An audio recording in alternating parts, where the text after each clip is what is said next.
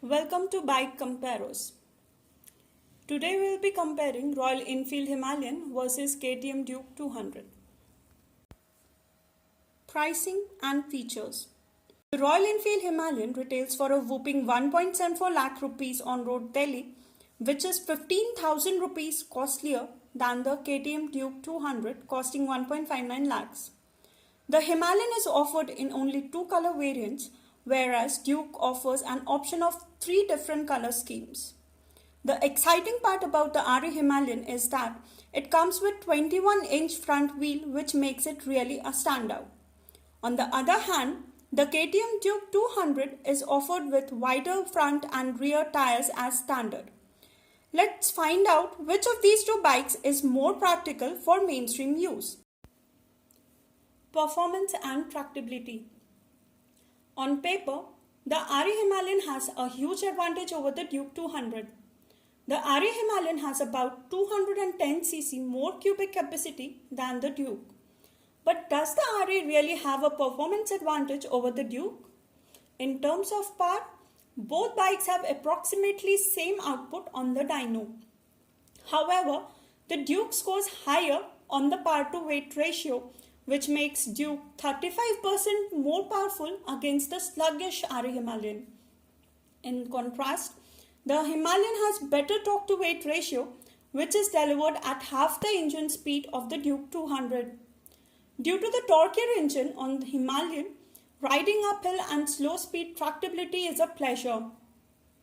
Himalayan is not meant to hit the red line on the rev indicator, whereas Duke 200 is always eager to do so.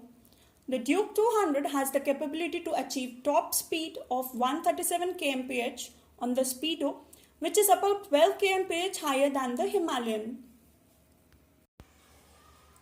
Comfort and ergonomics. The Himalayan has quite upright sitting posture and ample of space is provided for the rider and the pillion as well. The Himalayan seat cushion has a memory foam-like effect. On the other hand, the Ktm Duke 200 seat is too firm and suitable for small to mid-size riders. Getting pillion on the Duke 200 can be a nightmare, but for a pillion to get on RE Himalayan can be a cautious effort, as chances of shin hitting with the carrier can be murderous.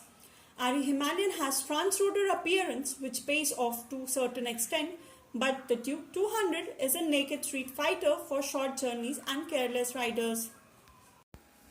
Fuel efficiency. Both the RE Himalayan and Duke 200 has an ARAI certified mileage of 35 kmpl, which is quite interesting number for such a heavy on one side and such a radical motorcycle on the other side. Though the Himalayan came in just 3 kmpl lesser mileage than the Duke 200 in our road test, the Duke 200 managed to give a mileage of 35 kmpl in mixed conditions. With the purchase of Duke 200, you can save up to 11,000 rupees over the RE Himalayan over a span of 5 to 7 years of average usage. Reliability and after-sales service. Royal Enfield has been in Indian market since decades, but the product quality from the Royal Enfield is questionable. If you ever get a glimpse of brand new RE vehicle, have a closer look and you will surely find 5 niggling issues in the motorcycle. On the other hand, the Austrian giant is well equipped with the all quality tools at their end. But due to Bajaj interference and Indian value engineering methods, the reliability of the mechatronics parts remains questionable. Though the Himalayan is not incorporated with integrated technology as the Dukes, the Himalayan service cost is much higher than the Duke, basically due to its high engine oil fill volume. Resale and cost of ownership.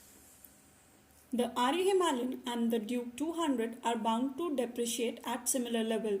However, it leads to bigger difference in cost of ownership in between these two bikes. The ownership cost of Royal Enfield Himalayan is exorbitantly high by 27,000 rupees compared to the Duke 200 for an average usage of 5 to 7 years down the line.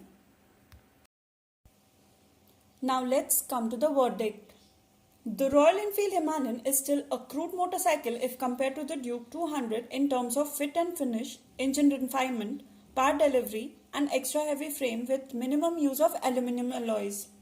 Though the Himalayan is different category motorcycle compared to the Duke 200, Both motorcycles are meant for riding pleasure at different geographies depending on the liking of the rider. But practically speaking, if you are a motorcycle enthusiast, you need to be riding KTM Duke 200.